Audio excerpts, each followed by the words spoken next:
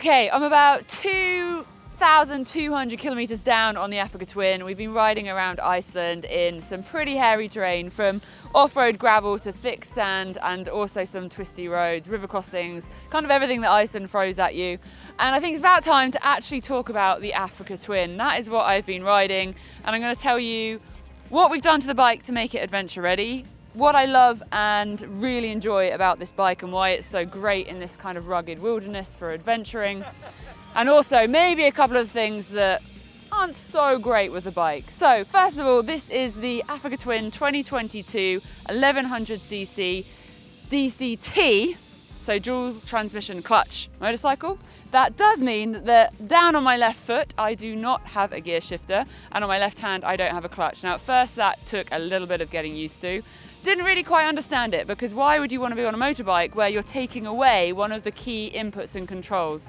But I gotta say, inside the brain of this bike there's some really clever electronics going on, and it knows when to change gear pretty magically. Even on the ability to change the settings, there's a whole load going on. Now the user interface is a little bit complicated and technical, but once you get into it, it's actually quite impressive how much adjustment you can make to the bike for what you're riding. You want to go through a river crossing, turn all of that traction control off. If you want a little bit of support in the gravel so you're not getting yourself in trouble, you can ask for the bike to help you with all those things.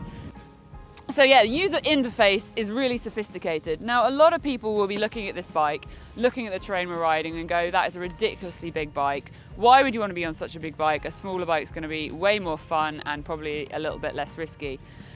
Yeah, maybe you're right, but actually the comfort and the ability to rack up such big miles on a bike like this is really, really good. We had a day where we did nearly 500k and I was comfy as can be. Got to the hotel, I was tired, but I wasn't done with the bike. So there's a big comfortable seat. I have it on the lower seat position. I'm 169 centimeters, and for me, I can very comfortably get my feet on the ground. So that's something I like about this bike. The weight of the bike is quite high. Sorry, it's really windy here in Iceland. The weight of the bike can feel a little bit high. You've got a fuel tank right up top, and that is a bit of a negative for me. But actually, when you are flat out across some of the plains or on the fast roads, that tank's really nice because it's protection and it's got an amazing big grippy bit here, so you can pinch it with your legs and it gives you a solid riding position. Your arms are up, probably not as up as I think they are, but I'm always focusing on trying to get my elbows up. And you can stand there, weight over the bars and power through all the twisty corners and things as well. Something that's a little bit annoying is the indicator button. It's all electronics, but when you turn the indicator on to let the guys behind that you're turning, it turns off really, really quickly. So on the average junction, you've got to turn your indicator on like 3 times. Ugh, why? The rest of the group is hustling to keep going, so I'm gonna get back on the bike and we'll talk a little bit more bike stuff at the next stop.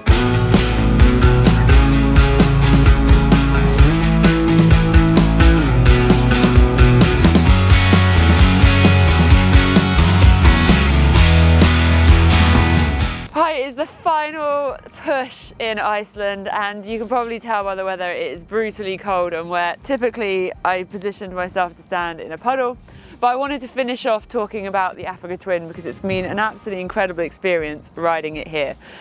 It's been cold and it's been wet, so the heated grips are something that I very much appreciate on this bike. It's one of the things you get with a bigger, more equipped adventure bike, and my hands have certainly enjoyed the warmth of that.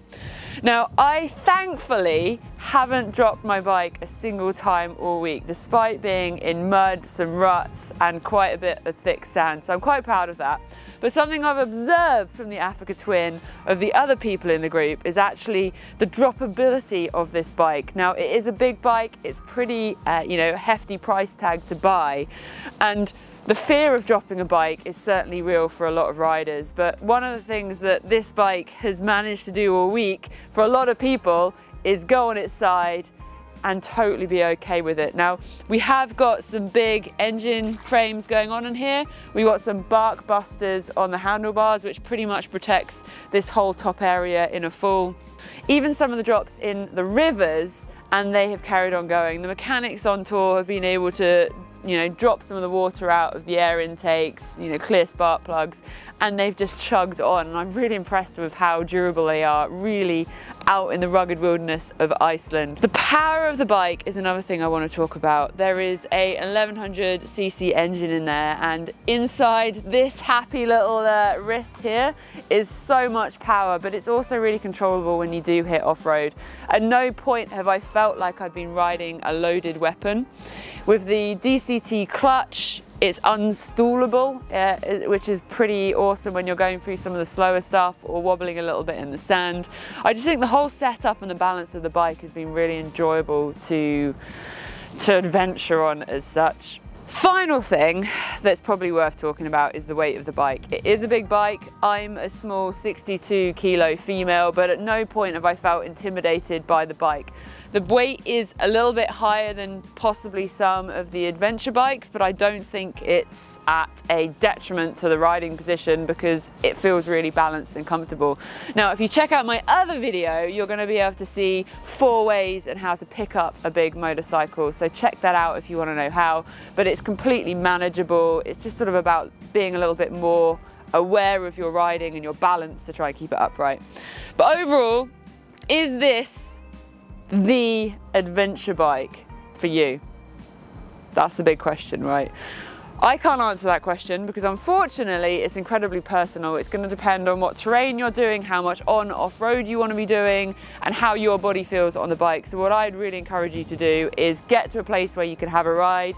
Dave Thorpe in the UK has Africa Twins, for example, and most of the big adventure bike brands have somewhere you can have a go on them, both on and off-road. So get your bum in one, have a go. But for me here in Iceland, I'm gonna go and get inside, get myself a warm coffee and try and warm up because it is pretty bitter.